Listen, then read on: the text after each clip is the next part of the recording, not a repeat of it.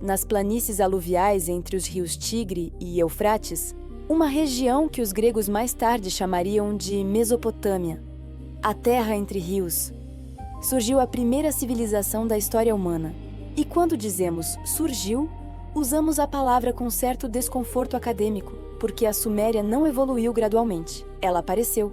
Em um piscar de olhos arqueológico, passamos de aldeias neolíticas dispersas para cidades sofisticadas com sistemas de irrigação complexos, escrita cuneiforme, matemática sexagesimal, astronomia de precisão impressionante, códigos legais elaborados, medicina sistematizada, metalurgia avançada e arquitetura monumental.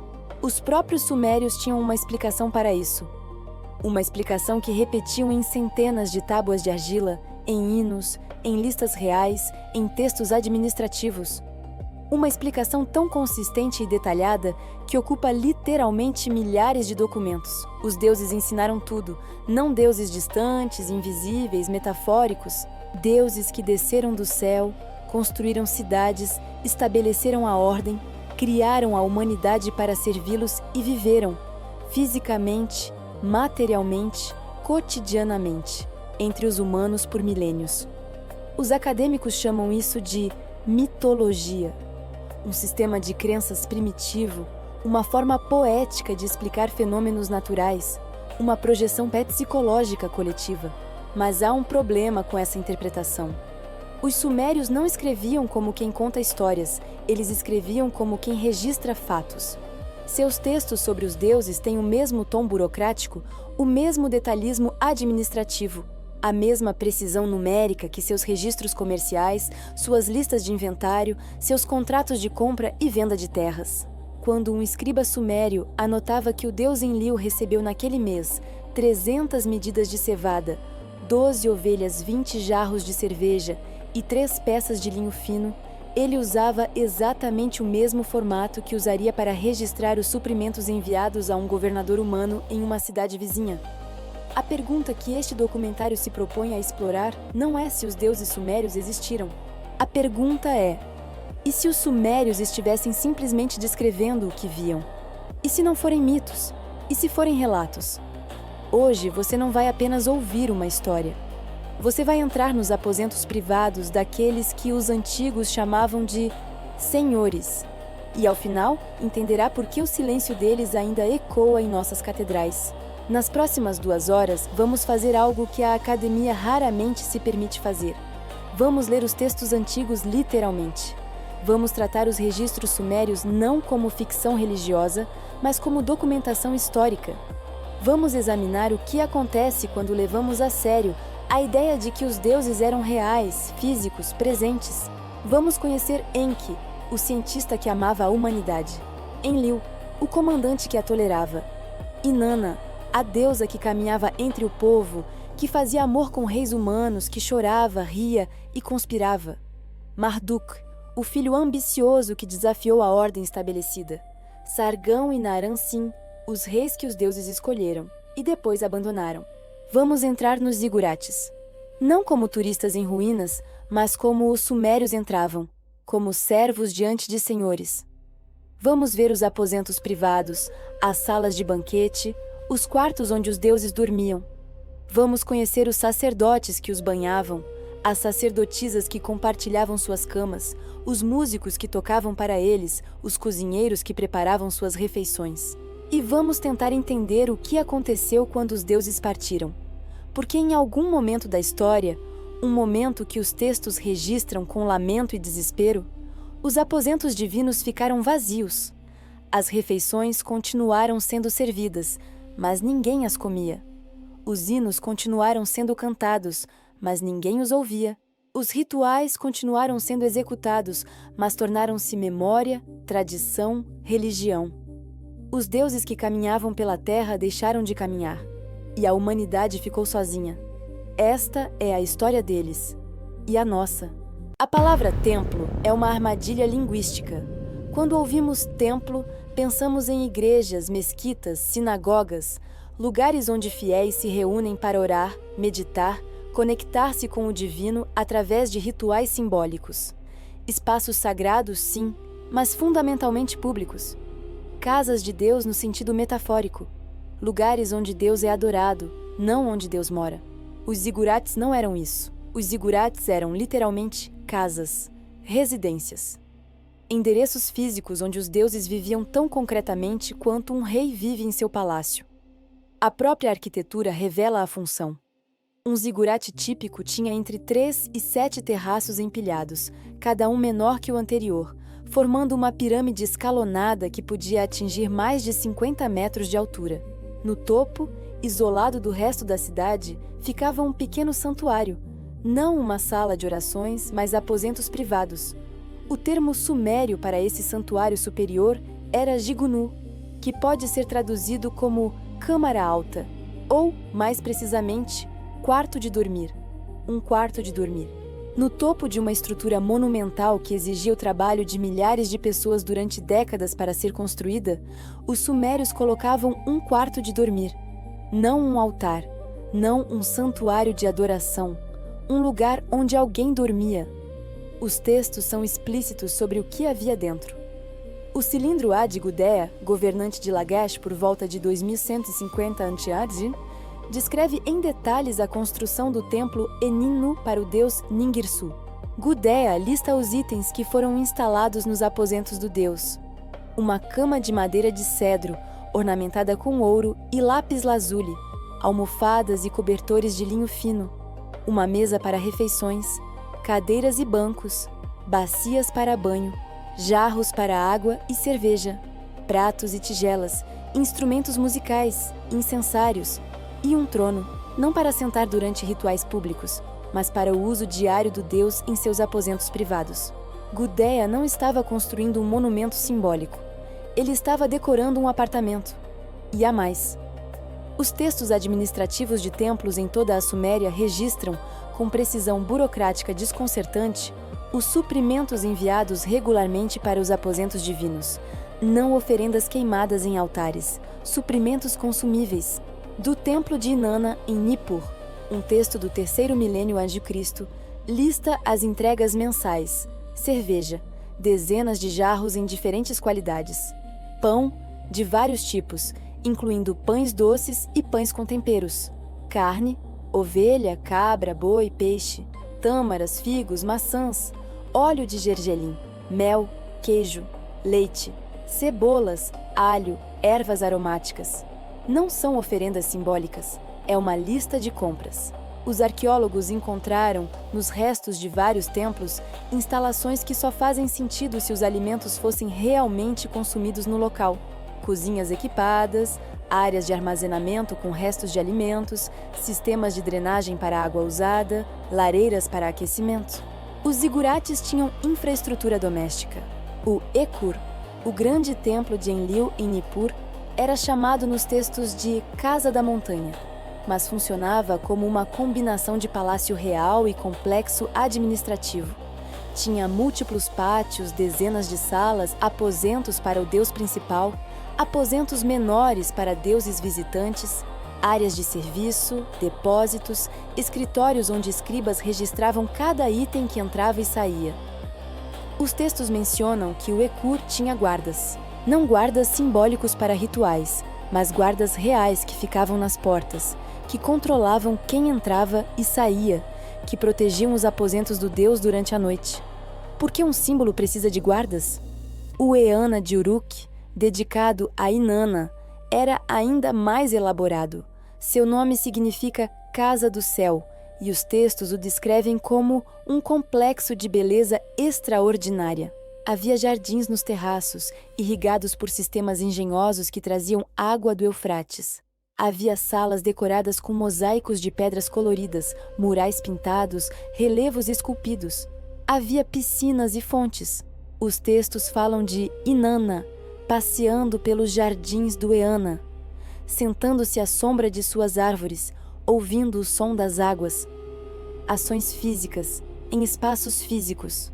E o mais revelador, quando o Eanna foi destruído por invasores ou desastres naturais, o que aconteceu várias vezes ao longo dos milênios, os textos registram não apenas a tristeza pela perda do templo, mas a preocupação com o conforto da deusa. Onde Inanna iria morar enquanto seu templo era reconstruído? Os textos mencionam arranjos temporários, santuários provisórios, como se estivessem realocando um dignitário cujo palácio havia pegado fogo. Nenhuma religião posterior tratou seus lugares sagrados dessa forma. Quando uma igreja é destruída, os fiéis lamentam a perda do espaço sagrado, mas não se preocupam com onde Deus vai dormir esta noite. A distinção é fundamental. Para os sumérios, o zigurate não representava a presença divina. O zigurate continha a presença divina. E essa presença tinha necessidades físicas. Comia, bebia, dormia, banhava-se, vestia-se, recebia visitas, tomava decisões. Necessidades que só fazem sentido se estivermos falando de um ser material, não de uma abstração espiritual. Os acadêmicos modernos explicam tudo isso como metáfora ritual elaborada. Os sumérios tratavam os deuses como se fossem físicos, porque isso tornava a religião mais tangível, mais compreensível, mais emocionalmente satisfatória. A comida oferecida era consumida pelos sacerdotes, dizem os acadêmicos. O deus que dormia no Jigunu era uma estátua que representava o deus. É uma explicação elegante, racional, completamente consistente com nossa visão de mundo moderna. Mas os próprios sumérios a contradizem. Os textos distinguem explicitamente entre a estátua do deus e o próprio deus. Há rituais descritos para animar uma estátua, para convidá-la a receber a presença divina. Mas os mesmos textos deixam claro que a estátua é um receptáculo, não a divindade em si. Em várias passagens, o deus é descrito fazendo coisas que uma estátua não poderia fazer. Caminhando entre as pessoas, falando diretamente com governantes, partindo em viagem para visitar outros deuses em outras cidades. Quando os textos dizem que Enlil foi para Eridu consultar Enki, não estão falando de uma estátua sendo transportada. Estão falando de um ser se deslocando. Estão falando de uma reação emocional. Os zigurates eram casas. Os deuses eram moradores. E os humanos eram servos. Já imaginou como seria o dia a dia de um deus, milhares de anos atrás, na Suméria? A rotina de uma divindade suméria começava muito antes do sol nascer. Não porque os deuses precisassem acordar cedo, mas porque seus servos tinham que ter tudo absolutamente perfeito para o momento em que eles despertassem. Os textos dos rituais matinais, encontrados em diversos templos, descrevem uma sequência elaborada de procedimentos que precisavam ser concluídos antes que o deus abrisse os olhos. Essa é uma expressão que os acadêmicos costumam ver como uma metáfora para o início das atividades do templo. Mas, para os sumérios, era literal. Nas horas que antecediam o amanhecer, a cozinha do templo era um centro de atividade frenética.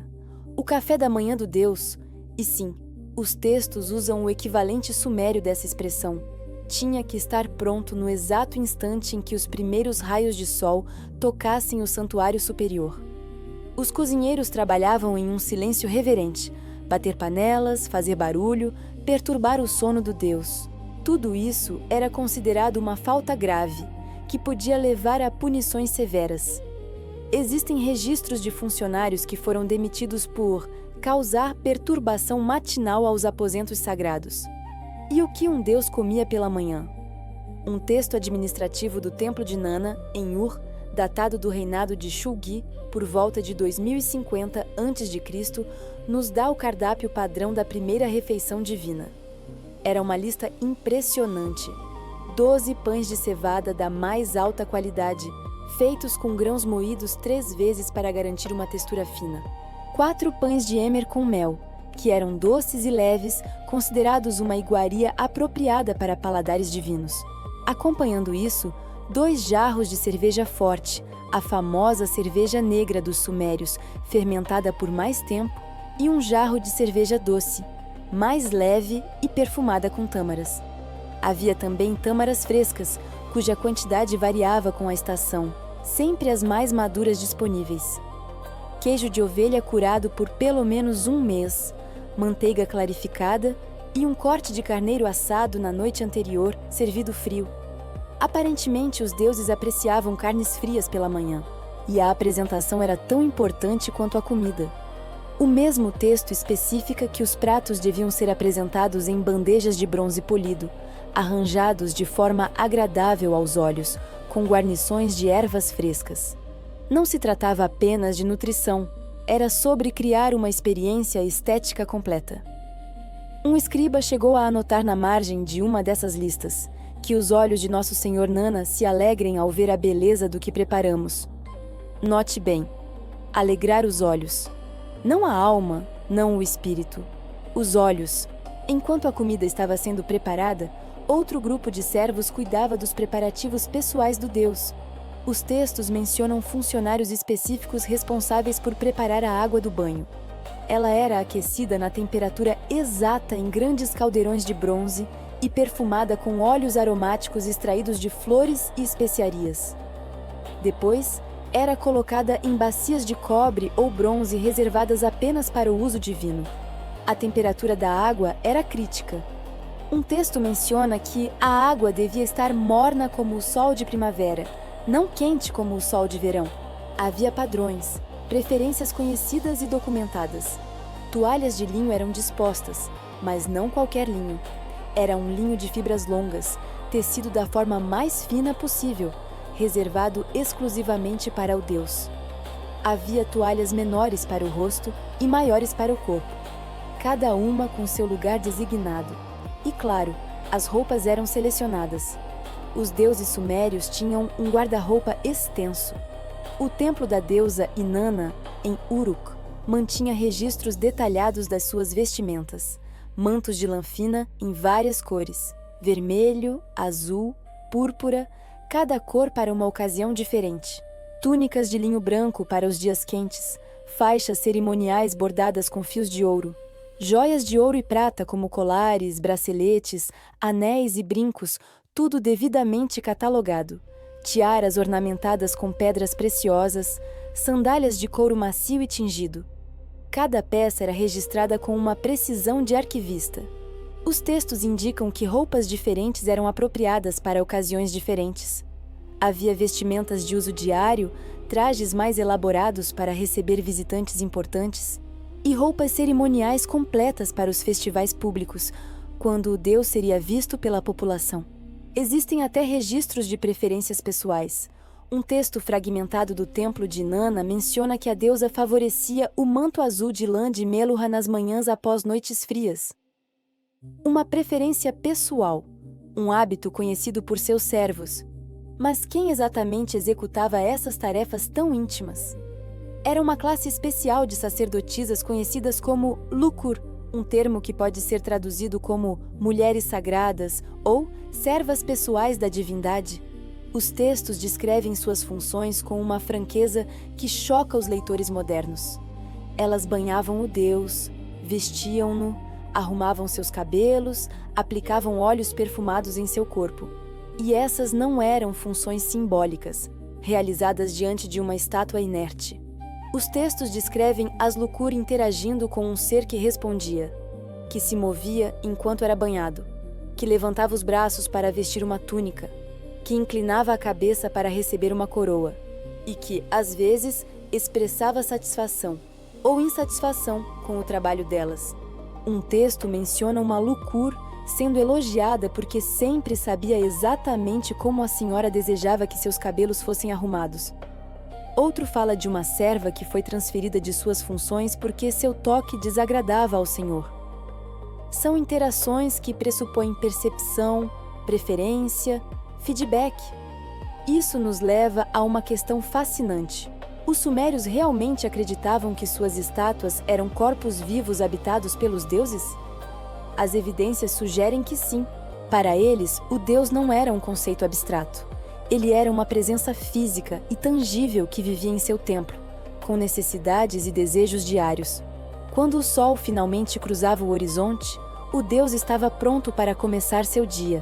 E que dia era esse? Os textos preservaram fragmentos de agendas divinas que lembram, de forma desconcertante, a rotina de executivos modernos ou chefes de Estado. O Deus recebia relatórios sobre colheitas, conflitos, construções. Tomava decisões aprovando ou rejeitando propostas, autorizando ou negando pedidos. Ele concedia audiências a governantes, a sacerdotes de outras cidades e, ocasionalmente, a cidadãos comuns com problemas especialmente graves. E também resolvia disputas, funcionando como o árbitro supremo em questões que os tribunais humanos não conseguiam decidir. Obter uma audiência com um deus era um processo rigoroso. Um texto do período de Ur-III descreve como conseguir uma audiência com Enlil, em Nippur. Primeiro, o solicitante apresentava seu caso ao Sangha, o administrador-chefe do templo. O Sangha avaliava a importância do assunto. Casos triviais eram rejeitados de imediato. Se o Sangha julgasse o assunto importante o suficiente, ele o encaminhava ao EN, o sumo sacerdote. O EN, então, examinava o caso novamente. Ele verificava se todos os rituais preparatórios tinham sido cumpridos, se as oferendas eram adequadas e se o solicitante era digno da atenção divina. Só então ele decidia se o caso merecia a atenção pessoal do Deus. Se a resposta fosse sim, o solicitante era instruído a retornar em uma data específica, depois de realizar purificações rituais e trazer as oferendas apropriadas. Havia um período de espera que podia levar dias ou até semanas. Afinal, o Deus tinha outros assuntos. Sua agenda era cheia. No dia marcado, o solicitante era conduzido através dos pátios do templo, subindo níveis até se aproximar dos aposentos divinos. Ele não chegava ao santuário superior, cujo acesso era reservado apenas aos sacerdotes de mais alto escalão, mas era levado a uma sala de audiências onde podia finalmente apresentar seu caso. E então, o Deus respondia. Essa visão dos deuses como seres ativos, com rotinas, preferências e responsabilidades administrativas muda completamente nossa percepção da religião suméria. Não era apenas uma questão de fé abstrata, mas um sistema complexo e prático de gestão do mundo, onde os deuses eram os CEOs e os templos eram suas sedes corporativas. A vida cotidiana no templo era dedicada a garantir que esses executivos divinos estivessem confortáveis, bem alimentados e satisfeitos para que pudessem governar o cosmos com eficiência. Para os sumérios, servir aos deuses não era um ato de adoração passiva, era um trabalho em tempo integral, com padrões de desempenho e consequências reais. E era esse trabalho meticuloso, realizado todos os dias antes do amanhecer, que mantinha o mundo em ordem. Os textos mencionam respostas de várias formas: decisões transmitidas através de sacerdotes intermediários, sonhos enviados ao solicitante naquela mesma noite, sinais observados em sacrifícios, ou, em casos excepcionais, palavras ouvidas diretamente. Gudea de Lagash deixou um dos registros mais detalhados de interação direta com um deus. Nos famosos cilindros de Gudea, o governante descreve uma série de encontros com Ningirsu em que o deus literalmente fala com ele, dando instruções sobre a construção do templo, especificando materiais, rejeitando propostas que não o agradavam. Não há ambiguidade nos textos. Gudea não está interpretando sonhos vagos ou sinais obscuros. Ele está relatando conversas. O Deus diz: Gudea, vou te revelar o que deve ser feito. E então revela, em detalhes, com especificações técnicas. Os acadêmicos classificam esses textos como literatura de sonhos ou narrativa religiosa idealizada. Gudea estava legitimando seu programa de construção ao atribuí-lo a uma ordem divina direta. É política, não relato. Mas Gudea era conhecido por sua honestidade administrativa. Os registros de seu governo são notavelmente transparentes para os padrões da época. Por que inventaria conversas com um deus quando podia simplesmente ordenar a construção do templo por autoridade própria? Ele era o governante. Não precisava de justificativas. Após as audiências matinais, os textos sugerem que os deuses tinham tempo para atividades mais pessoais. Inanna, em particular, é descrita em vários hinos desfrutando de prazeres que consideraríamos mundanos. Ela passeava pelos jardins, tocando as folhas das árvores. Ela sentava-se junto às águas, ouvindo os pássaros. Ela chamava suas servas para cantar e dançar diante dela. Ela provava vinhos de diferentes regiões, escolhendo seus favoritos. Ela observava os artesãos trabalhando, comentando sobre a qualidade de seu trabalho. Essas não são atividades de uma abstração cósmica. São os prazeres de alguém com um corpo físico em um lugar físico. Alguém com gostos, preferências, opiniões. O almoço era servido próximo ao meio-dia. Outra refeição completa, com pratos quentes e frios, carnes e vegetais, cerveja e vinho. Os textos mencionam que os deuses às vezes convidavam outros deuses para essas refeições.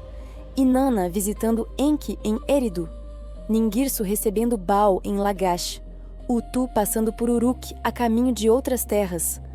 Os relatos dessas visitas incluem descrições de conversas à mesa, de presentes trocados, de acordos firmados entre taças de cerveja. Uma vez, segundo um texto, Enki e Inanna beberam juntos até tarde da noite, e Enki, na embriaguez, deu a Inanna presentes que depois tentou recuperar, sem sucesso. É comportamento social. Comportamento que só faz sentido entre seres físicos que interagem fisicamente. A tarde era frequentemente dedicada a assuntos de Estado. Os deuses sumérios não eram apenas objetos de culto, eram governantes ativos. Cada cidade pertencia a um deus específico, e esse deus tinha responsabilidade real pela prosperidade do lugar. Decisões sobre irrigação, sobre guerras, sobre tratados com cidades vizinhas, os textos indicam que os deuses participavam dessas deliberações, às vezes diretamente, às vezes através de oráculos consultados por governantes humanos. Quando o sol começava a descer, a rotina do templo se voltava novamente para o conforto pessoal do deus. Uma refeição mais leve era servida no início da noite. Música era tocada para entretenimento. Os textos mencionam listas de instrumentos mantidos nos templos: harpas, liras, flautas, tambores e músicos profissionais que dedicavam suas vidas a tocar para os deuses. Havia repertórios específicos, músicas para momentos alegres, músicas para momentos melancólicos, músicas para ajudar o deus a dormir. Os músicos conheciam as preferências de seus senhores divinos. Um texto menciona um arpista que sabia exatamente qual melodia tocar quando a senhora estava inquieta. E então, quando a escuridão cobria a cidade, o deus se recolhia aos seus aposentos privados. Os textos são discretos sobre o que acontecia no Digunu durante a noite, mas não completamente silenciosos. Alguns hinos fazem referência ao sono sagrado do deus. Outros mencionam servas que velavam à porta, enquanto o deus descansava. E os textos sobre o ritual do casamento sagrado, que examinaremos em detalhe quando falarmos de Inanna, deixam claro que os aposentos noturnos dos deuses não eram dedicados apenas ao sono. Comer, beber, banhar-se, vestir-se, trabalhar, descansar, dormir. É a rotina de um ser vivo, um ser material, um ser que ocupa espaço, consome recursos, interage fisicamente com o ambiente ao redor. Não é a rotina de uma ideia. E os sumérios registraram essa rotina não em textos literários isolados, mas em milhares de documentos administrativos, listas de suprimentos, escalas de trabalho, inventários de equipamentos, registros de pagamentos. O tipo de documentação que só faz sentido se estiver descrevendo algo real. A pergunta incômoda persiste. Por que inventariam uma burocracia tão elaborada para servir uma metáfora? Os templos sumérios empregavam mais pessoas do que qualquer outra instituição daquele mundo. Em uma cidade de tamanho médio, o complexo do templo principal podia ter centenas de funcionários permanentes. Em grandes centros como Ur, Uruk ou Nippur, esse número chegava aos milhares. Escribas, administradores, sacerdotes de vários graus, sacerdotisas, músicos, artesãos, cozinheiros, jardineiros, guardas, pastores que cuidavam dos rebanhos do templo, agricultores que cultivavam suas terras, tecelões que produziam suas roupas. Era, em todos os sentidos práticos, uma economia paralela. O templo possuía terras, gado, oficinas, armazéns, produzia, comercializava, empregava, e tudo isso para um único propósito declarado: servir ao Deus. No topo da hierarquia humana estavam os En ou Entu, termos que traduzimos imperfeitamente como sumo sacerdote ou suma sacerdotisa, mas a tradução não captura a natureza peculiar dessa posição. O EN não era primariamente um líder religioso no sentido moderno.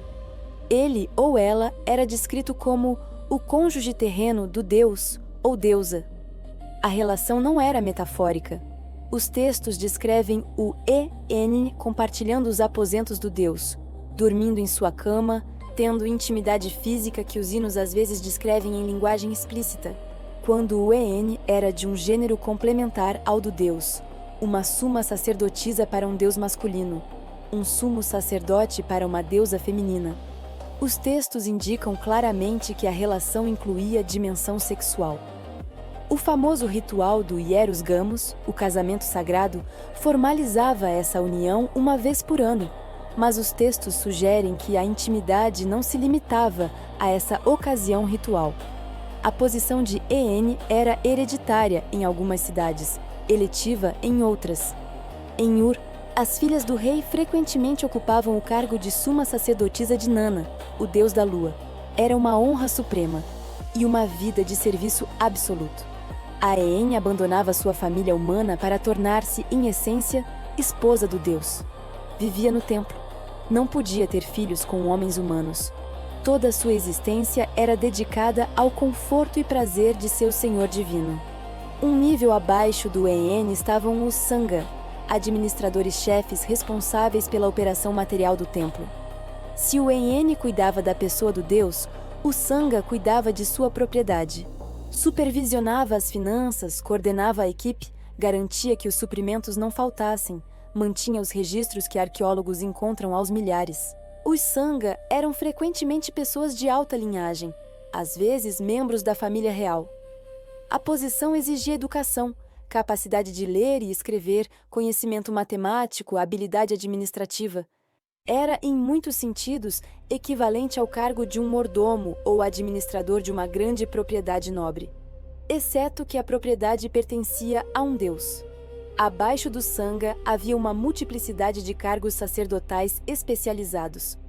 Os Gala eram músicos e cantores, passavam anos em treinamento, memorizando os hinos de seus deuses, aperfeiçoando sua técnica em instrumentos específicos.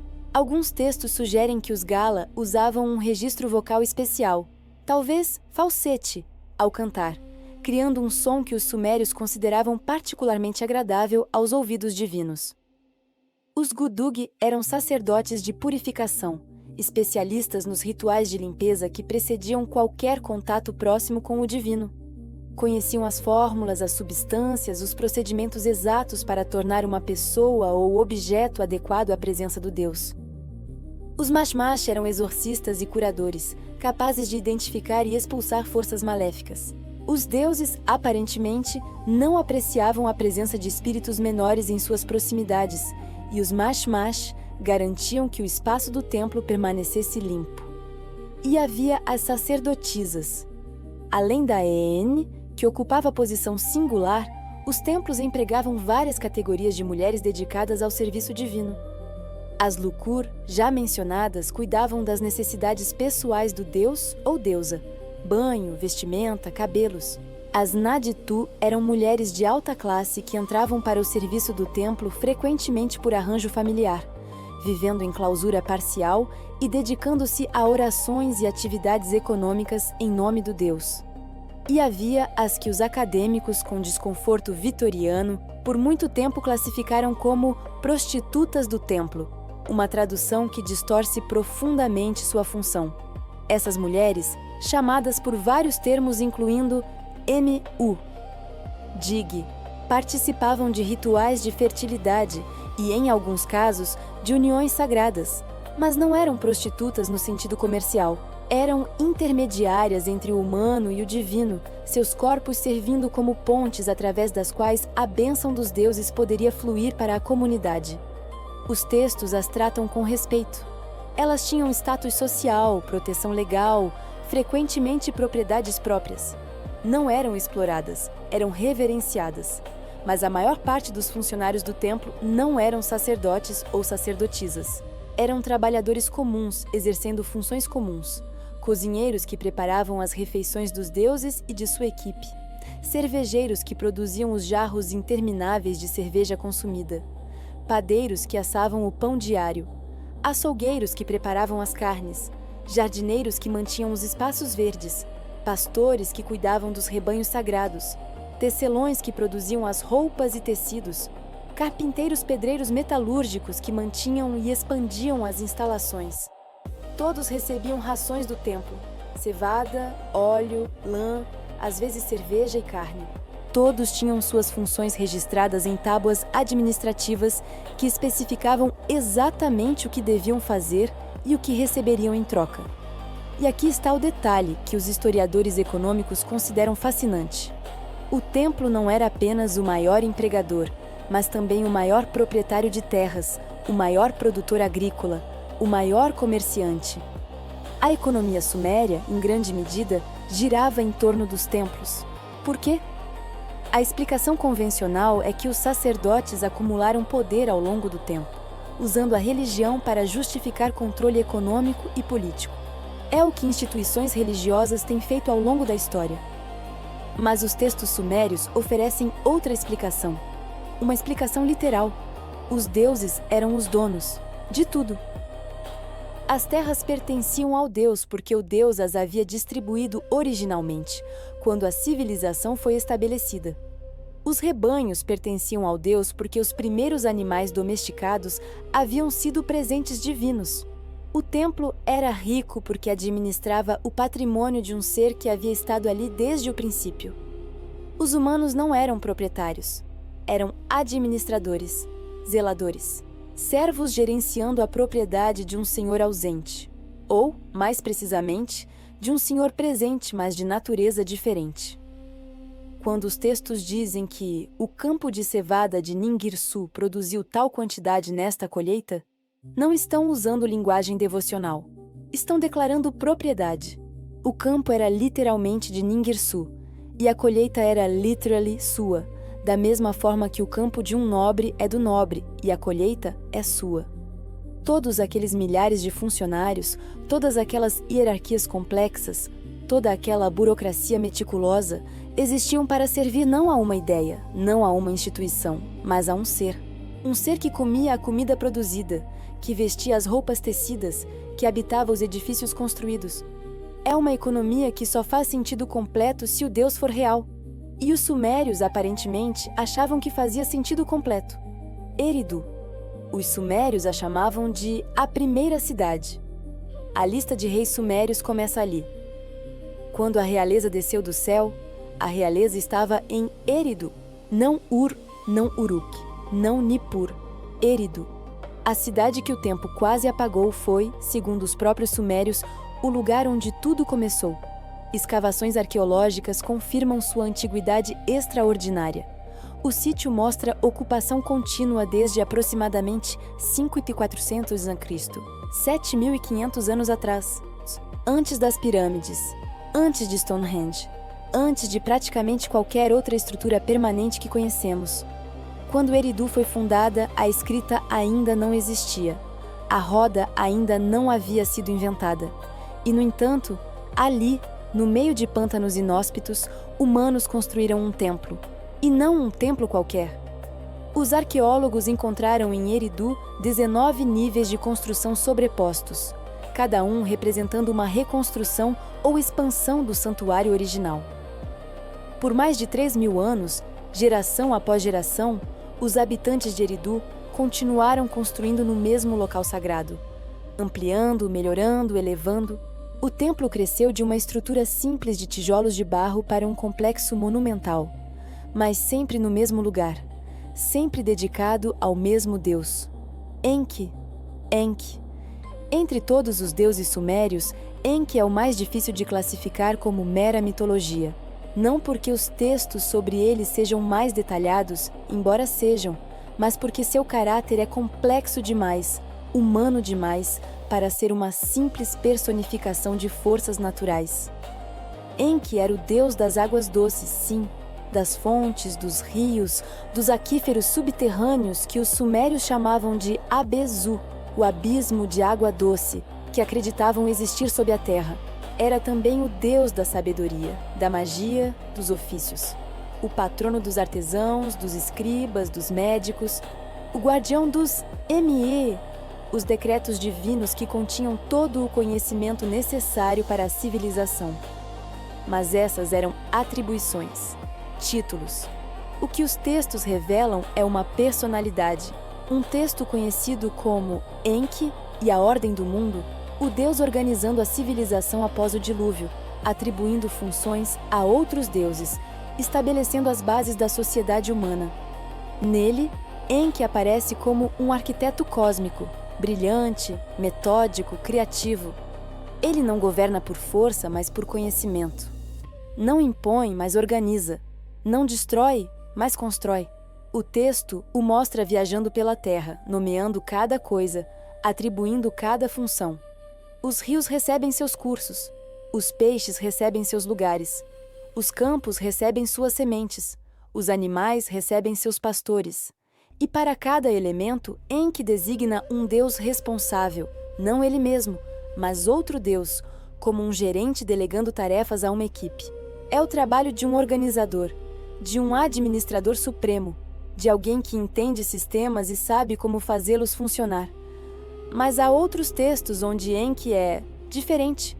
No famoso mito de Enki e Inanna, o deus aparece em uma cena que poderíamos encontrar em uma comédia moderna. Inanna visita Enki em Eridu, e Enki, aparentemente satisfeito com a companhia de sua jovem visitante, talvez excessivamente satisfeito, oferece cerveja. Muita cerveja. O texto é explícito. Enki ficou bêbado, e bêbado começou a dar presentes a Inanna. Não presentes comuns, mas os Mi, decretos divinos que representavam os fundamentos da civilização.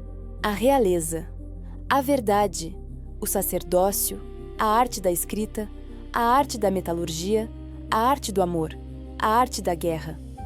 Um por um, Enki foi entregando os poderes que havia guardado em Eridu, e Inanna, perfeitamente sóbria, foi aceitando cada um. Os textos listam mais de 100 Emi transferidos naquela noite. 100 fundamentos da civilização, dados por um deus bêbado a uma deusa que sabia exatamente o que estava fazendo. Quando amanheceu e Enki se recuperou, descobriu o que havia feito. O texto descreve sua reação com algo que podemos reconhecer: ressaca moral, arrependimento, a percepção de ter cometido um erro grave. E não houve nada que pudesse fazer. Os ME haviam sido dados, e Inanna já os havia carregado em seu barco rumo a Uruk. Os acadêmicos leem esse mito como explicação para a transferência de poder cultural de Eridu para Uruk, que de fato ocorreu historicamente. É uma interpretação válida. Mitos frequentemente codificam realidades políticas. Mas o texto em si apresenta um Deus que bebe demais, toma decisões impulsivas das quais se arrepende e não consegue reverter seus erros. Não é o comportamento de uma força cósmica, não é o comportamento de uma abstração, é o comportamento de uma pessoa. Uma pessoa inteligente, poderosa, mas falível, capaz de errar, capaz de ser manipulada. E uma pessoa que, apesar de suas fraquezas, talvez por causa delas, era consistentemente descrita como amiga dos humanos. A relação de Enki com a humanidade é o tema central de inúmeros textos. E essa relação é diferente da que outros deuses mantinham. No Atrahasis, o épico do dilúvio, é Enki quem propõe a criação dos humanos para aliviar o trabalho dos deuses menores. Os Igidi, deuses que trabalhavam nos canais e campos, estavam em revolta. O trabalho era demais. Queriam descanso. A solução de Enki foi criar trabalhadores, seres que pudessem fazer o trabalho pesado, liberando os deuses. É Enki quem fornece o conhecimento técnico, a mistura de argila com sangue divino que permite dar vida ao primeiro ser humano. Os textos descrevem o processo com detalhes que sugerem experimentação. Tentativas fracassadas, seres mal formados, até que finalmente a combinação certa é encontrada e o Lulu, o trabalhador primitivo, é criado. E é Enki quem, quando Enlil decide destruir a humanidade com o dilúvio, arrisca a fúria de seu irmão para salvar um homem e sua família. O texto é claro: os deuses haviam jurado manter o dilúvio em segredo. Nenhum deus deveria alertar os humanos. Era uma decisão do Conselho Divino.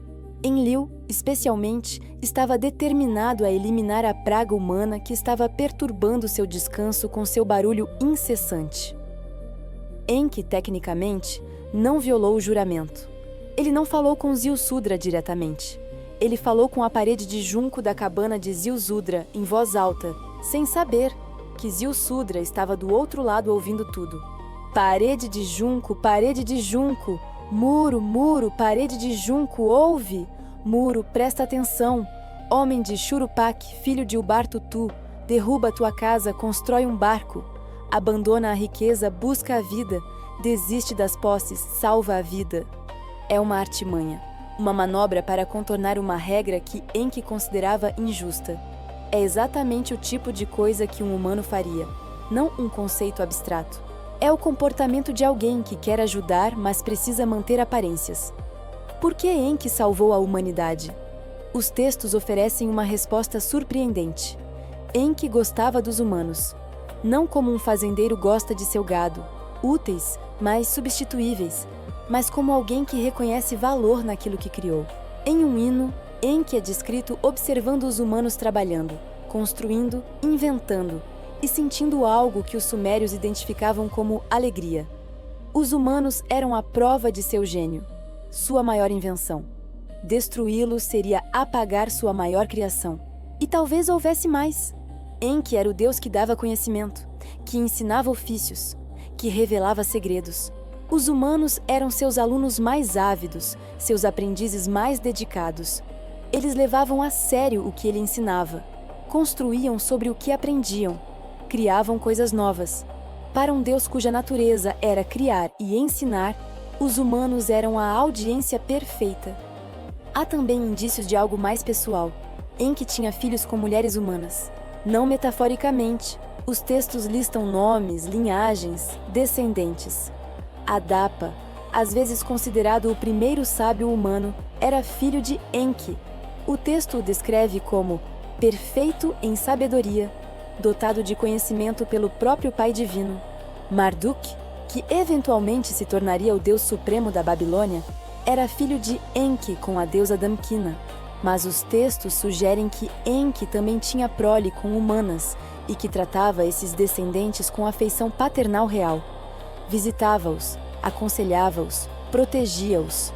O templo de Enki em Eridu, o E-Abezu, casa do abismo de água doce, era descrito como o mais antigo e o mais sagrado dos lugares. Não o mais imponente, o Ekur de Enlil em Nippur era maior, mais central. Não o mais rico, o Eana de Inanna em Uruk era mais luxuoso, mas o mais antigo, o primeiro. Era de lá que Enki governava seu domínio, de lá que dispensava sabedoria a quem a buscasse, de lá que guardava os Mi que sustentavam a civilização. Os textos preservam fragmentos de consultas feitas a Enki, humanos em dificuldade que viajavam a Eridu buscando conselho. O deus aparentemente respondia, nem sempre de forma clara. Enki tinha reputação de falar em enigmas, de dar respostas que exigiam interpretação. Mas respondia. Era mais acessível que Enlil, que mantinha distância formal. Mais previsível que Inanna, cujo humor podia mudar sem aviso. Enki era o deus a quem você podia fazer perguntas, o deus que talvez explicasse o que você não entendia. Quando Enlil decidiu enviar doenças para reduzir a população humana, foi a Enki que os humanos apelaram, e foi Enki quem ensinou os remédios. Quando Enlil enviou a seca, foi Enki quem mostrou como encontrar água subterrânea. Quando pragas de insetos destruíram colheitas, foi Enki quem revelou técnicas para combatê-las. Repetidamente, em texto após texto, Enki aparece como o advogado da humanidade diante de um tribunal divino frequentemente hostil. Não é um comportamento que esperaríamos de uma personificação do rio ou da sabedoria. É o comportamento de alguém com investimento emocional. Alguém que se importa. Enki amava os humanos. Não todos os deuses o faziam. Enlil os tolerava. Inanna os usava. Mas Enki, o Criador, o sábio, o Deus das águas que dão vida, Enki amava. E se os textos forem literais, os humanos em Eridu conviviam com Enki. Não o imaginavam, não o simbolizavam, interagiam com ele. O deus que caminhava pelos juncos do pântano, que bebia cerveja demais com visitantes, que contornava regras para proteger suas criações.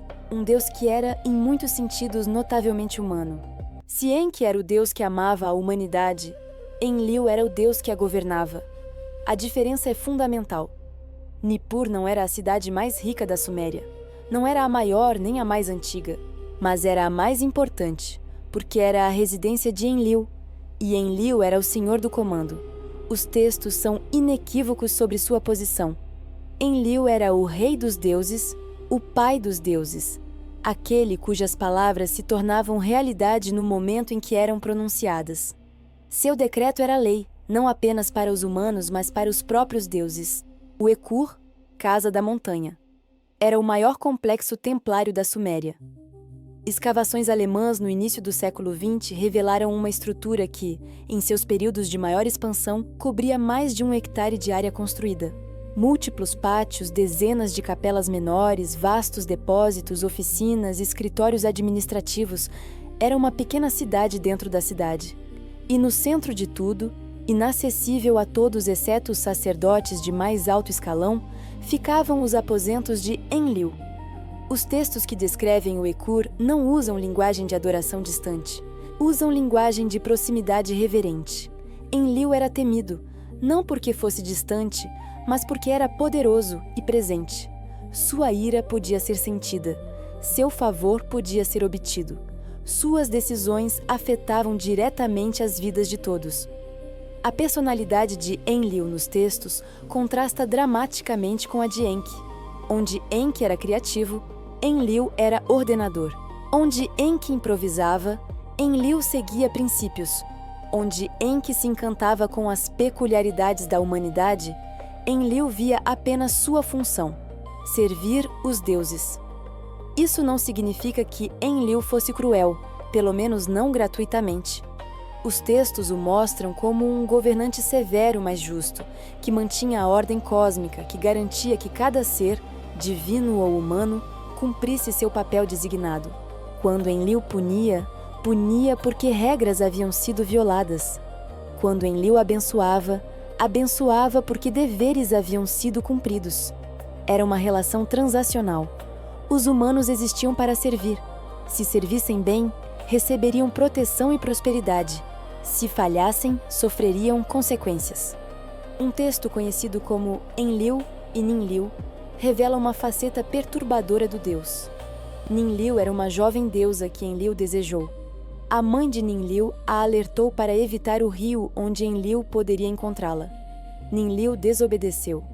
Enlil a encontrou e, apesar de suas recusas, a possuiu. Os deuses ficaram chocados, não com o ato em si, mas com a violação da ordem. Enlil havia agido fora de seu papel. Foi banido de Nippur, enviado ao submundo. Mas a história não termina como uma condenação moral. Ninlil, agora grávida de Nana, o deus da lua, seguiu Enlil ao submundo. E durante a jornada, Enlil assumiu diferentes disfarces, deitando-se com Ninlil várias vezes mais, gerando mais filhos. No fim, tanto Enlil quanto Ninlil retornaram a Nippur, e o ciclo estabeleceu os deuses que governariam céu e terra. O texto é moralmente desconcertante para leitores modernos, mas revela algo importante. Os deuses sumérios não eram idealizações éticas. Eram seres com desejos, impulsos, capacidade de violência. Seres que podiam ser julgados por seus pares, punidos, exilados e perdoados quando as consequências de seus atos produziam resultados úteis. Não são características de uma abstração. São características de pessoas poderosas e frequentemente assustadoras, mas pessoas. A relação de Enlil com os governantes humanos era particularmente significativa. Na Suméria, a realeza era literalmente uma concessão divina. A lista de reis sumérios declara: quando a realeza desceu do céu, a realeza estava em Eridu. A realeza não era inventada pelos humanos, era dada pelos deuses, e quem dava era especificamente Enlil. Cada rei sumério tinha que receber a confirmação de Enlil para ser considerado legítimo. Isso não era uma formalidade ritual. Os textos descrevem reis fazendo a peregrinação a Nippur, trazendo oferendas extraordinárias, buscando audiência com o Deus. E Enlil podia recusar. Reis que perdiam o favor de Enlil viam seus reinos desmoronarem. Ur-Nammu, o fundador da terceira dinastia de Ur, deixou registros de suas visitas ao Ekur. Shulgi, seu filho e sucessor, compôs hinos elaborados celebrando seu relacionamento especial com Enlil. Esses não eram gestos simbólicos de piedade. Eram atos políticos de legitimação. E quando a relação se deteriorava, as consequências eram catastróficas. A lamentação pela destruição de Ur, um dos textos mais pungentes da literatura suméria, descreve o colapso da cidade não como resultado de fatores econômicos ou militares, mas como decisão divina. Enlil decretou que o tempo de Ur havia terminado. Os deuses abandonaram a cidade, e sem a proteção divina, a destruição foi inevitável. Nana, o deus padroeiro de Ur, é descrito implorando a Enlil que reconsiderasse. A resposta de Enlil é devastadora em sua finalidade. O decreto não pode ser mudado. O que foi decidido, foi decidido. Ur cairia. Enlil não odiava Ur, não odiava os humanos. Mas sua função era manter a ordem cósmica, e às vezes a ordem exigia destruição. Cidades ascendiam, cidades caíam, povos prosperavam, povos pereciam. Era o ciclo natural das coisas, e Enlil era seu administrador implacável. Montes desertos onde um dia milhares serviram ao Senhor do Comando. Enlil raramente caminhava entre os humanos como Inanna o fazia. Raramente conversava com eles como Enki o fazia. Ele governava através de decretos, de intermediários, de manifestações que deixavam os humanos prostrados em terror reverente. Mas ele estava lá, em Nippur, no Ekur, um ser com uma função específica no universo, exercendo essa função com a seriedade de quem sabe que dela depende a ordem de todas as coisas. Não um símbolo, um governante. Havia uma deusa que não se contentava em ser servida. Ela queria ser vista. Inanna era diferente. Entre todos os Anunnaki descritos nos textos sumérios, nenhum é tão vividamente humano, tão contraditoriamente complexo, tão perturbadoramente presente quanto a Senhora de Uruk. Os outros deuses tinham funções cósmicas, domínios específicos, personalidades relativamente estáveis. Inanna era um turbilhão, deusa do amor e da guerra, da fertilidade e da destruição, do sexo e da morte, da manhã e da noite. Ela incorporava contradições que nenhuma teologia sistemática conseguiria reconciliar, porque ela não era teologia. Era, segundo os textos, uma pessoa muito específica com desejos muito específicos. Os hinos dedicados a Inanna são os mais numerosos de toda a literatura suméria, e são, de longe, os mais íntimos, onde os hinos a Enlil falam de poder cósmico e os hinos a Enki falam de sabedoria profunda, os hinos a Inanna falam de corpo, de pele, de desejo, de uma presença física que os adoradores conheciam de perto. Um hino da sacerdotisa Enheduanna, a primeira autora da história cujo nome conhecemos, descreve Inanna em termos que seriam censurados em muitas culturas posteriores. Senhora vestida de esplendor, amada pelo céu e pela terra, sacerdotisa de An, ornamentada com grandes joias, que ama a tiara adequada ao ofício de suma sacerdotisa, que tomou os 7 me em suas mãos. Quando você se inclina como a lua nova, quando você levanta sua cabeça com o touro selvagem, quando você abre seus braços no leito do amor, Inanna não apenas recebia adoração, ela participava. O ritual do Hieros Gamos, o casamento sagrado, era o evento central do calendário religioso de Uruk. Uma vez por ano, no Ano Novo, o rei da cidade subia os degraus do Eanna para unir-se fisicamente à deusa. Não simbolicamente, os textos são explícitos. O rei vai com a cabeça erguida ao colo sagrado de Inanna. Vai com a cabeça erguida ao colo de Inanna. O rei, ao se deitar com ela, deita-se com ela no leito puro. Inanna, ao se deitar com ele no leito puro, acaricia o belo varão, acaricia do Dumuzi, o pastor. Os acadêmicos debatem há mais de um século sobre a natureza desse ritual. Algumas interpretações sugerem que a suma sacerdotisa representava Inanna e a união era entre humanos desempenhando papéis. Outras sugerem que o ritual era puramente simbólico, sem consumação física. Outras ainda argumentam que se trata de poesia erótica, fantasia religiosa. Mas os textos não leem como metáfora, eles leem como instrução. Documentos administrativos do período listam os preparativos para o hieros gamos, a cama que seria usada, os lençóis de linho, os óleos perfumados, as flores que decorariam o quarto. Registros de pagamentos a músicos que tocariam durante a cerimônia. Listas de oferendas a serem apresentadas na manhã seguinte. É burocracia demais para um símbolo, e os textos vão além do ritual anual. Inanna é descrita, repetidamente, interagindo fisicamente com humanos em contextos não rituais. Ela caminhava pelas ruas de Uruk durante festivais. Era vista nos jardins do Eanna. Recebia visitantes em audiências onde, diferente de Enlil, não mantinha distância formal. Um texto particularmente revelador descreve Inanna visitando uma taverna comum, onde pessoas comuns bebiam cerveja. A deusa entra, senta-se, bebe, conversa com os presentes. Não como uma aparição sobrenatural, mas como uma cliente incomum, certamente intimidante, certamente reverenciada, mas fisicamente presente, ocupando espaço, consumindo cerveja. O caso de Dumuzi ilustra a intensidade das relações de Inanna com humanos. Dumuzi era um pastor, não um rei, não um sacerdote, um pastor, e Inanna o desejou. Os textos preservam o que só pode ser descrito como uma história de amor. O irmão trouxe-me à sua casa, fez-me deitar em sua cama fragrante de mel, meu precioso doce, deitado ao meu lado, língua a língua, um por um, meu irmão de belo rosto fez 50 vezes. Não é linguagem de adoração religiosa, é linguagem de paixão física. E a história não terminou bem, quando Inanna desceu ao submundo e foi morta por sua irmã Ereshkigal. Ela conseguiu retornar, mas teve que enviar um substituto, e ela escolheu Dumuzi. O texto mostra Inanna encontrando Dumuzi em seu trono, vestido em roupas finas, aparentemente não enlutado por sua morte. A fúria da deusa foi imediata.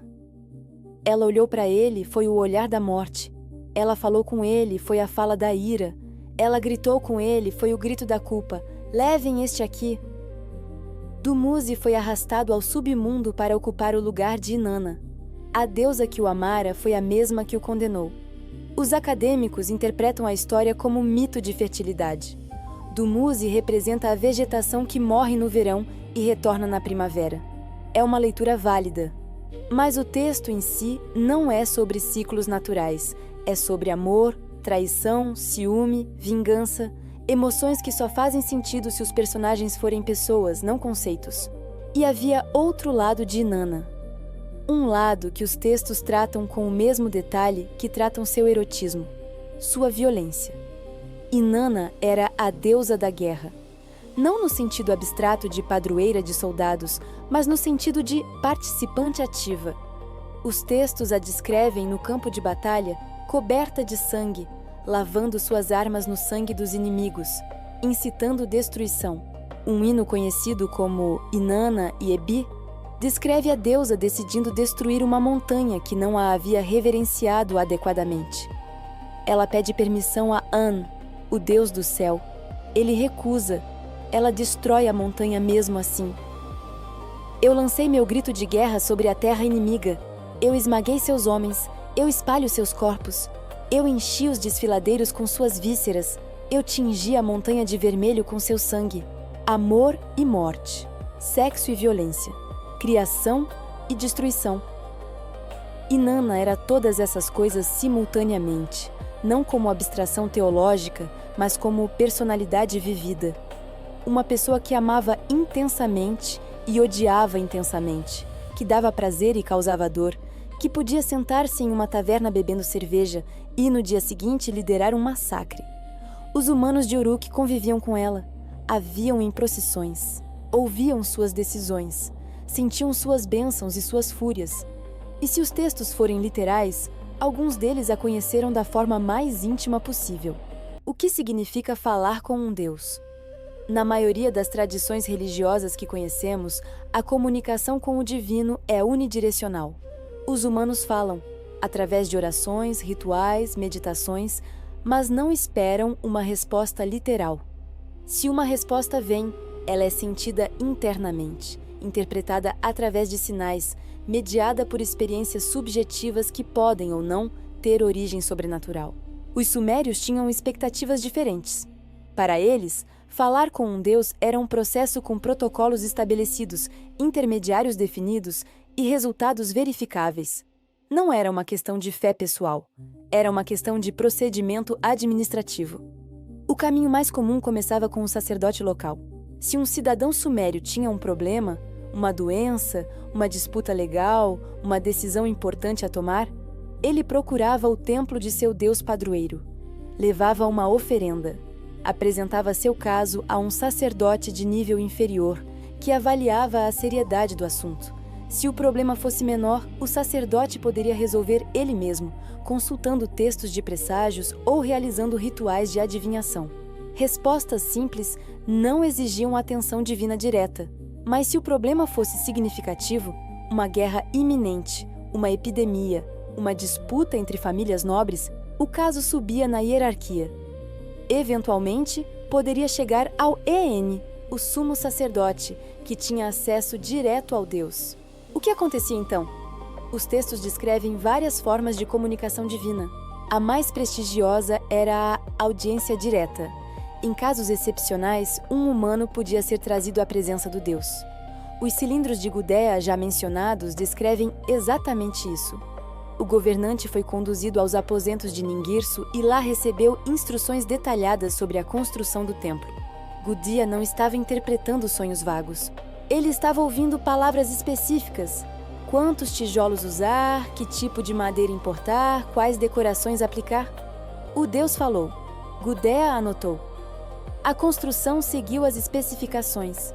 Mas audiências diretas eram raras, reservadas para governantes, para crises extremas, para assuntos que afetavam cidades inteiras. Para consultas mais rotineiras, os deuses usavam intermediários. Os sonhos eram um canal preferido. Não sonhos comuns, mas sonhos enviados, mensagens deliberadamente implantadas na mente do dormidor. Os textos distinguem claramente entre sonhos ordinários, que eram considerados sem significado, e sonhos divinos, que exigiam interpretação profissional. Um templo típico tinha especialistas em interpretação de sonhos. Pessoas que haviam memorizado catálogos extensos de símbolos, que conheciam a linguagem específica usada por cada deus, que podiam distinguir uma mensagem genuína de uma fabricação da mente adormecida. Os oráculos eram outro canal. Sacerdotes especializados em adivinhação podiam consultar os deuses através de vários métodos: exame de entranhas de animais sacrificados, observação de padrões em óleo derramado sobre água, análise de formações de fumaça, interpretação de fenômenos celestes. Os acadêmicos modernos classificam essas práticas como superstição, tentativas primitivas de encontrar ordem no caos aleatório. Mas os textos sumérios tratam a adivinhação não como busca por padrões, mas como comunicação codificada. O Deus enviava uma mensagem através do arranjo das entranhas. O sacerdote decodificava a mensagem usando seu treinamento. Era, em essência, um sistema de transmissão. O Deus era o remetente, o fenômeno físico era o meio, o sacerdote era o receptor. E havia as cartas. Este é talvez o detalhe mais surpreendente. Os sumérios escreviam cartas aos deuses. Não cartas de oração, não cartas metafóricas. Cartas reais, no mesmo formato usado para a correspondência entre humanos, endereçadas a deuses específicos, depositadas em templos para que o deus as recebesse. Arqueólogos encontraram dezenas dessas cartas. Elas seguem convenções epistolares padrão: identificação do remetente, saudação ao destinatário, exposição do assunto, pedido de ação, despedida respeitosa. O tom varia.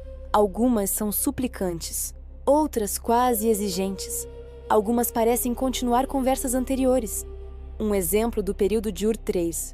A meu senhor Nana, diga o seguinte: assim fala Ur-Shulpe, seu servo, sobre o assunto do campo que me foi tomado injustamente por Lugal-Melan. Eu já trouxe esta questão à atenção de meu senhor 3 vezes. Meu senhor ainda não decidiu. Enquanto isso, Lugal-Melan colhe minha cevada. Que meu senhor dê uma decisão favorável e que seja rápido. Não é uma oração, é uma reclamação. Um cidadão cobrando ação de seu governante divino, frustrado com a demora, usando linguagem que beira a impaciência. O fato de que essas cartas existem, e existem aos milhares, sugere que os sumérios acreditavam que os deuses as liam e, presumivelmente, respondiam. Como os deuses respondiam? Os textos mencionam respostas transmitidas através dos mesmos canais. Sonhos enviados ao solicitante, decisões comunicadas através de sacerdotes, sinais divinatórios que indicavam a vontade divina. Mas há também indícios de algo mais direto. Um texto fragmentário descreve um homem que te ouviu a voz de seu Deus, enquanto esperava no pátio do templo. Outro menciona um governante que viu o rosto de Enlil e recebeu instruções sobre uma campanha militar. Um terceiro fala de uma mulher que onde foi tocada pela mão de Nana e curada de uma doença. Aparições, visões, contato físico. Os acadêmicos classificam esses relatos como experiências religiosas subjetivas, projeções psicológicas, exageros hagiográficos. E podem estar certos, mas os sumérios que escreveram esses textos não os classificavam assim. Para eles, eram relatos factuais de interações com seres reais. O sistema inteiro, sacerdotes, rituais, sonhos, oráculos, cartas, fazia sentido coerente se os deuses fossem entidades reais que podiam ser contatadas. Fazia sentido como burocracia, como administração pública, como governo. E deixava de fazer sentido se os deuses fossem apenas ideias. Por que desenvolver protocolos tão elaborados para falar com metáforas? Os deuses sumérios discordavam, não metaforicamente, não como forças cósmicas em tensão simbólica. Eles discordavam como pessoas discordam, com argumentos, ressentimentos, alianças e traições. E quando os deuses discordavam, os humanos pagavam o preço. Cada cidade suméria pertencia a um deus. Ur pertencia a Nana, Uruk pertencia a Inanna, Eridu pertencia a Enki, Lagash pertencia a Ningirsu, Nippur pertencia a Enlil. Essa não era uma divisão administrativa conveniente, era propriedade literal. E quando 2 cidades entravam em guerra, 2 propriedades divinas estavam em conflito. Os textos preservam relatos dessas guerras que misturam o político e o divino de forma inextricável. A guerra entre Lagash e Uma, uma das mais bem documentadas da história suméria, durou gerações. Os registros de Lagash, os de Uma não sobreviveram na mesma quantidade, tratam o conflito não como disputa territorial entre humanos, mas como violação de decretos divinos. Eannatum, governante de Lagash por volta de 450 a.C., deixou inscrições detalhando sua vitória sobre Uma. Nelas, ele não se apresenta como conquistador, mas como instrumento da vontade de Ningirsu. Ningirsu, o guerreiro de Enlil, ordenou a guerra contra Uma. Por sua palavra, Eannatum derrotou Uma. Por sua ordem, Eannatum empilhou os corpos em montes. A famosa Estela dos Abutres, que celebra essa vitória, mostra 2 cenas distintas. Em uma, Eannatum lidera seus soldados contra o inimigo. Na outra, Ningirsu segura uma rede cheia de soldados inimigos capturados. A mensagem é clara: a guerra humana e a guerra divina são a mesma guerra. Eannatum venceu porque Ningirsu venceu. Os soldados de Uma morreram porque Ningirsu os capturou. Mas o que acontecia quando o deus de uma cidade perdia? Os textos sobre a queda de Akkad, o primeiro império mesopotâmico, oferecem um vislumbre perturbador. Naram-Sin, neto de Sargão, era um dos governantes mais poderosos que o mundo antigo já havia visto. Seu império se estendia do Golfo Pérsico às montanhas da Anatólia. Ele se proclamou Deus de Akkad, um título que nenhum rei sumério havia ousado reivindicar. E então ele saqueou o Ecur. O templo de Enlil em Nippur era sagrado para todos os sumérios, independentemente de sua cidade de origem. Era o centro espiritual do mundo, e Naram-Sin, por razões que os textos não deixam completamente claras, decidiu violá-lo. O texto conhecido como A Maldição de Akkad descreve o que se seguiu. Enlil, porque seu amado Ekur foi destruído, o que ele deveria destruir em troca?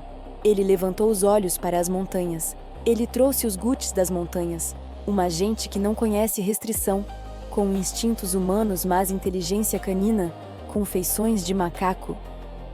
Os Guts eram um povo das montanhas do leste, considerados bárbaros pelos sumérios. Segundo a maldição de Akkad, Enlil deliberadamente os trouxe para destruir o império que havia violado seu templo. A narrativa histórica confirma que o Império Acádio de fato colapsou sob pressão dos Guts, que dominaram a Mesopotâmia por gerações. Os acadêmicos atribuem isso a fatores climáticos, econômicos, militares. Os sumérios atribuíam a fúria de Enlil. O padrão se repete em outros textos. Quando Ur caiu, por volta de 2004 a.C., os textos não falam de táticas militares ou erros estratégicos. Falam de decisões divinas. Enlil chamou a tempestade. O povo geme. Enlil trouxe o vento maligno para fora da terra. O povo geme. A tempestade devastadora que destrói cidades. A tempestade que destrói casas.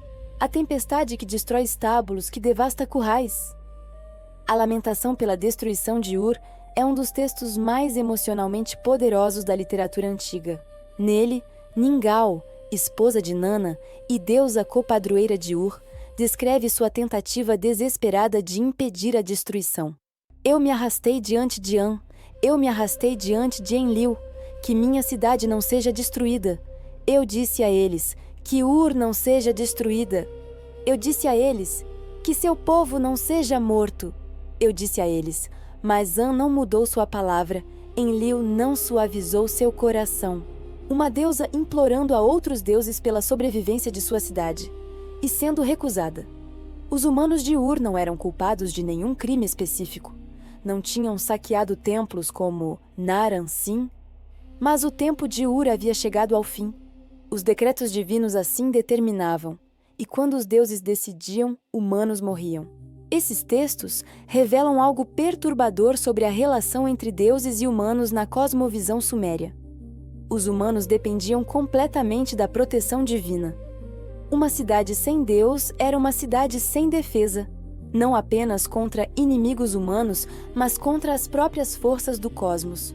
A presença do Deus em seu templo era a garantia de que a ordem seria mantida. E quando o Deus partia, por decisão própria ou por decreto de deuses superiores, a destruição era inevitável. Textos lamentam o dia em que Ningirsu deixou Lagash.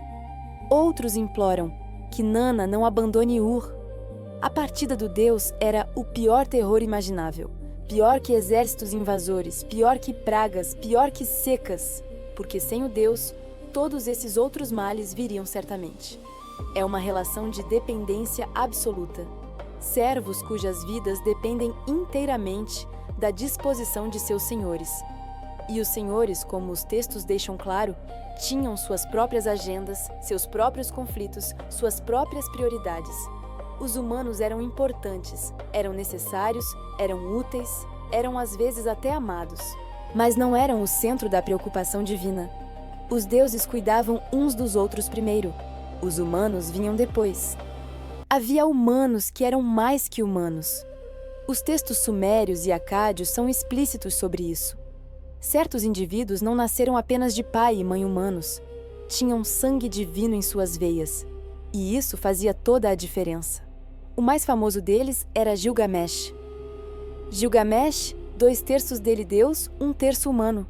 Assim começa o épico mais antigo do mundo. Não é uma declaração metafórica de grandeza. É uma especificação genealógica. Gilgamesh era literalmente mais Deus do que homem. Sua mãe, Ninsun, era uma deusa menor. Seu pai, aqui os textos variam, era ou o herói Lugalbanda ou o próprio deus Shamash. O resultado era um ser de força e beleza sobre-humanas, mas ainda mortal. 2/3 não eram suficientes para garantir a imortalidade. O épico de Gilgamesh é frequentemente lido como literatura de sabedoria, uma meditação sobre a mortalidade e a busca por significado. E é isso, certamente. Mas também é um registro das implicações de ser parcialmente divino em um mundo onde os deuses eram reais. Gilgamesh não sonhava com deuses distantes. Ele conversava com sua mãe, Ninsun, que interpretava seus sonhos. Ele enfrentava Humbaba, um monstro colocado como guardião de florestas sagradas por Enlil. Ele rejeitava os avanços de Inanna e sofria sua vingança quando a deusa enviou o touro do céu para destruir Uruk. Quando seu amigo Enkidu morreu, por decreto divino como punição por matar Humbaba e o touro do céu, Gilgamesh não aceitou a morte como destino humano. Ele foi buscar a imortalidade e quase conseguiu. A jornada de Gilgamesh o levou até Utnapishtim, o sobrevivente sumério do dilúvio, a quem os deuses haviam concedido vida eterna. Utnapishtim deu a Gilgamesh uma planta que restauraria sua juventude, mas uma serpente a roubou enquanto Gilgamesh se banhava. O herói retornou a Uruk, mortal como partira. Mas a história preserva algo significativo. Era possível buscar os deuses. Era possível chegar a lugares onde eles habitavam. Era possível quase tornar-se como eles. Sargão de Akkad não era 2/3 deus, mas sua história de origem era igualmente extraordinária. Sargão, o poderoso rei de Akkad, sou eu. Minha mãe era uma suma sacerdotisa.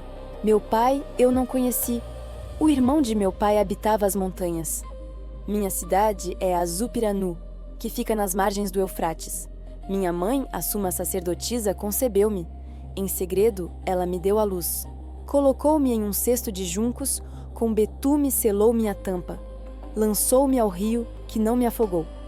A história é estranhamente familiar. Um bebê colocado em um cesto, lançado ao rio, destinado a grandes coisas. Moisés naturalmente viria muito depois, mas o padrão é antigo.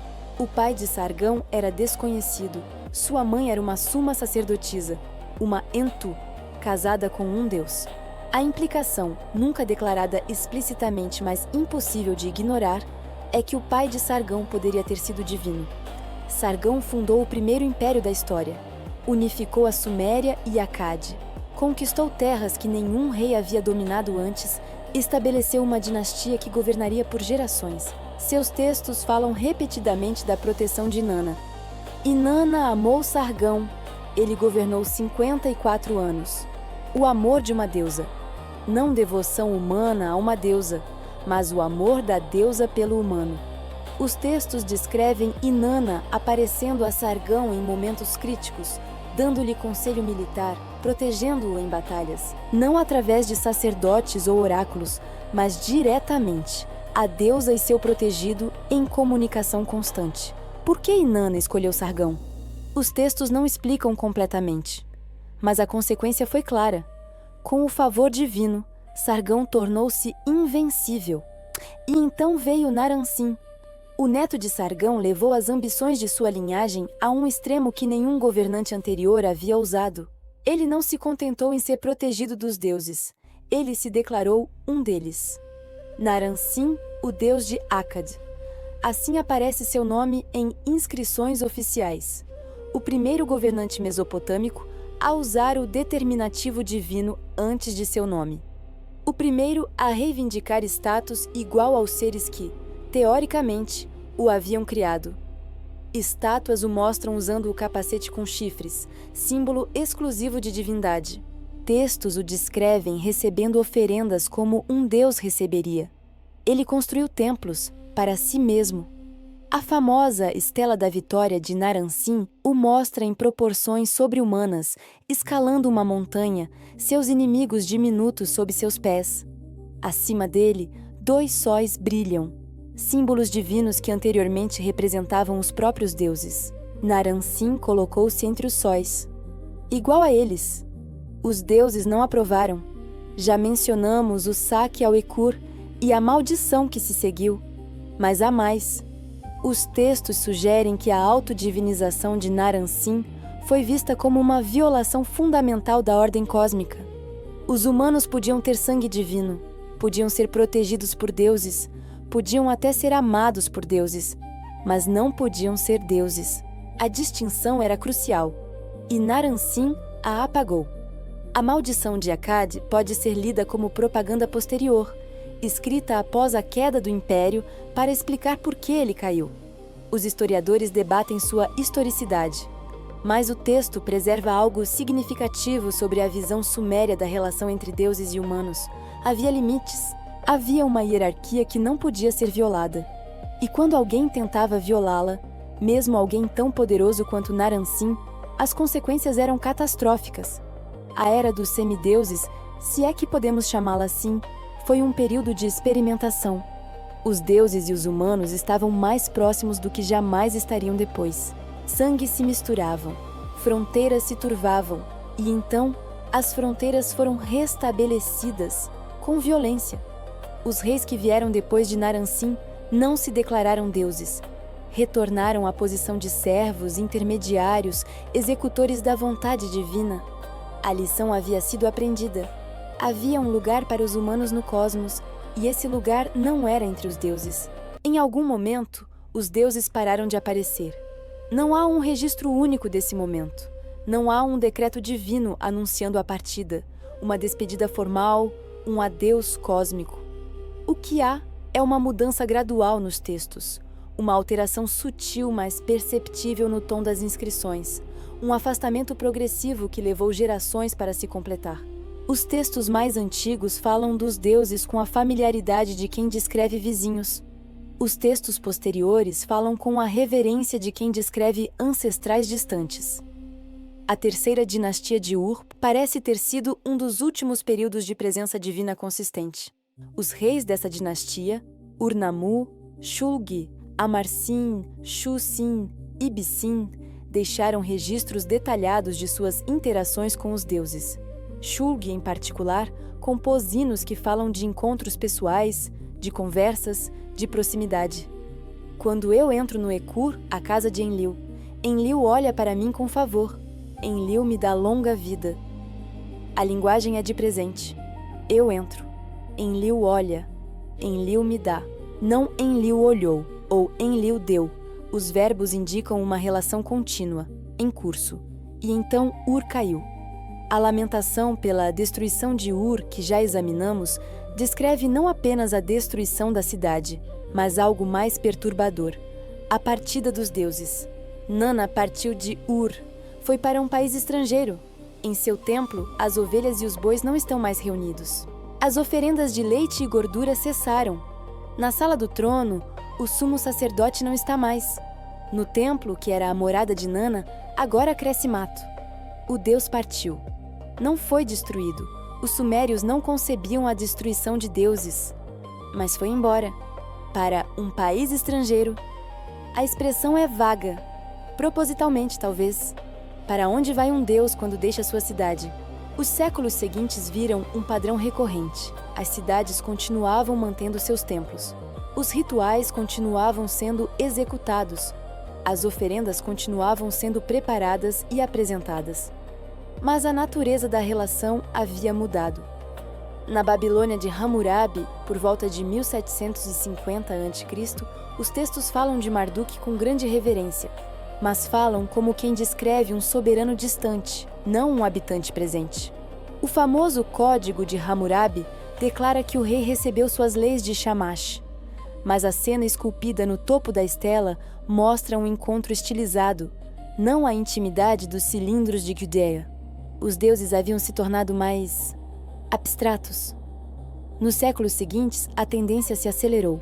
O festival de Akitu, a celebração do Ano Novo Babilônico, incluía um ritual em que a estátua de Marduk era retirada de seu templo e é levada, em procissão pela cidade. Os textos antigos sugerem que o próprio Deus participava de procissões. Agora, claramente, era uma estátua. Os sacerdotes continuavam servindo nos templos.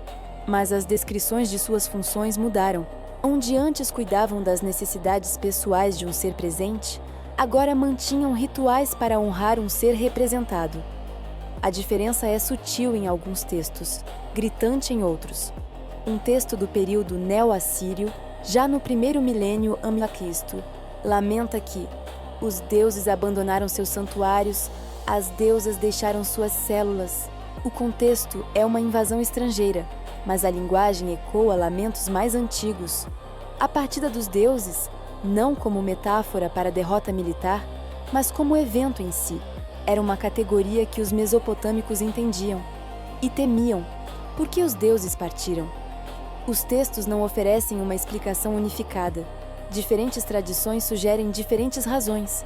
Alguns textos atribuem a partida a falhas humanas. Os humanos não serviram adequadamente. As oferendas diminuíram. Os rituais foram negligenciados. Os deuses ofendidos ou simplesmente não mais interessados foram embora. Outros textos sugerem conflitos entre os próprios deuses. As guerras divinas que devastaram cidades talvez tenham devastado também o desejo dos deuses de permanecer tão próximos dos humanos. Talvez a coabitação tenha se tornado insustentável. E há textos que simplesmente registram a partida sem explicá-la. Como se algumas coisas simplesmente acontecessem, sem que os humanos tivessem o direito ou a capacidade de entender por quê. O que permaneceu foi a memória. Os rituais continuaram por séculos, milênios até, muito depois que qualquer expectativa de presença real havia desaparecido. Os templos foram mantidos, reconstruídos, expandidos, não porque os deuses ainda morassem neles, mas porque haviam morado, e isso era sagrado. A religião mesopotâmica, em suas fases posteriores, parece-se muito mais com as religiões que conhecemos. Deuses adorados à distância, orações enviadas ao céu, esperança de favor divino, mas não expectativa de presença física. Os deuses haviam se tornado o que chamamos de deuses, e os humanos haviam se tornado o que chamamos de adoradores. O silêncio se estendeu. Quando Alexandre conquistou a Babilônia, os templos ainda funcionavam, mas como instituições religiosas no sentido que entendemos hoje. Os sacerdotes realizavam rituais, mantinham calendários, preservavam conhecimento, mas não serviam refeições a seres que as comiam. Os gregos, com seus próprios deuses distantes que viviam no Olimpo e raramente visitavam a terra, não acharam nada de estranho nos templos babilônicos. Para eles, era religião normal. Para os sumérios de 3.000 anos antes, teria sido incompreensível. O que se perdeu não foi apenas a presença dos deuses, foi uma forma inteira de existir no mundo. Os sumérios não tinham fé no sentido que usamos a palavra. Eles tinham conhecimento. Sabiam que os deuses existiam porque os viam, os serviam, interagiam com eles. A relação não exigia crença, exigia obediência. Quando os deuses partiram, a obediência se transformou em crença. O conhecimento se transformou em fé. O serviço se transformou em adoração. E algo essencial mudou na condição humana. Eles estavam aqui, não como conceitos, não como símbolos, não como projeções da psique coletiva. Se os textos sumérios forem levados ao pé da letra, e passamos a última hora e meia explorando o que acontece quando fazemos isso, os deuses eram habitantes deste mundo tanto quanto nós. Eles construíram, governaram, amaram, odiaram, discutiram entre si, tomaram decisões que afetaram milhões, caminharam pelas ruas de cidades que eles mesmos haviam fundado. E então partiram. Por que escolhemos chamar isso de mitologia? A resposta honesta é: porque a alternativa é perturbadora demais. Se os deuses sumérios foram reais, não forças cósmicas abstratas, mas seres físicos de carne, osso e algo mais, então praticamente tudo que acreditamos sobre essa história humana precisa ser reconsiderado. A civilização não foi inventada por humanos, foi dada. A escrita não evoluiu gradualmente, foi ensinada. A agricultura, a arquitetura, a astronomia, a medicina não foram descobertas através de milênios de tentativa e erro. Foram transferidas. E isso significa que, em algum lugar, havia alguém para transferir. A arqueologia não pode provar que os deuses eram reais, mas também não pode provar que eram ficção. O que a arqueologia pode fazer, e faz a cada nova escavação, a cada nova tábua traduzida, é mostrar que os sumérios tratavam seus deuses como reais, não com a fé desesperada de quem quer acreditar, mas com a praticidade de quem lida com fatos. Eles construíram casas para os deuses, contrataram funcionários para servi-los, mantiveram registros de suprimentos consumidos, documentaram audiências concedidas, decisões tomadas, conflitos resolvidos. É burocracia. E burocracia não costuma ser aplicada a metáforas. Se os deuses foram reais, para onde foram? Os textos falam de Nibiru, o planeta de onde vieram. Falam de subir ao céu e partir para terras distantes. As respostas são vagas, talvez deliberadamente, talvez porque os próprios humanos não sabiam. O que sabemos é que a presença parou. As refeições deixaram de ser comidas. Os aposentos deixaram de ser habitados. Os diálogos cessaram. E a humanidade se adaptou. Transformamos a memória em religião. Transformamos o serviço em adoração. Transformamos a presença em fé. Construímos novos deuses. Ou melhor, transformamos os antigos deuses em algo novo. Algo mais distante, mais abstrato, mais adequado a um mundo onde eles não caminhavam mais entre nós. O Marduk da Babilônia tardia não era o mesmo ser descrito nos textos sumérios. O Yahvé dos hebreus, que alguns estudiosos conectam à tradição mesopotâmica, era ainda mais diferente. Alá, o Deus cristão, os deuses do hinduísmo. Cada tradição posterior se afastou mais da ideia de deuses físicos, presentes, tangíveis. Talvez porque essa ideia fosse insustentável em um mundo onde os deuses haviam partido. Talvez porque a dor da ausência fosse grande demais para ser confrontada diretamente. Ainda olhamos para o céu. Ainda construímos estruturas que apontam para cima. Ainda oramos, pedimos e esperamos respostas. Algo em nós parece lembrar de um tempo em que as respostas vinham. E algumas tradições, várias na verdade, preservam a promessa de que virão novamente. O retorno dos deuses, a segunda vinda, o tempo em que céu e terra se reunirão. É esperança? É memória? É profecia? Os sumérios não responderam essa pergunta. Talvez não pudessem, talvez nós também não possamos. O que podemos fazer é olhar para as evidências, ler os textos, examinar as ruínas e nos perguntar com honestidade o que eles significam. A interpretação convencional é confortável. Os deuses eram mitos. Os sumérios eram primitivos. A religião era uma fase da evolução humana que superamos com a razão e a ciência. Mas os textos não leem como mitos, leem como relatórios. E talvez, apenas talvez, os sumérios soubessem algo que nós esquecemos. Havia uma época em que os deuses caminhavam pela terra. Havia uma época em que os humanos os viam, os serviam, conversavam com eles. Havia uma época em que o céu não era tão distante. Essa época terminou, mas as pedras permanecem, as tábuas permanecem, as palavras permanecem, e através delas podemos quase ouvir os passos dos deuses. Talvez os deuses não tenham criado o homem. Talvez tenham apenas reconstruído o mundo e nunca mais deixado de ser lembrados.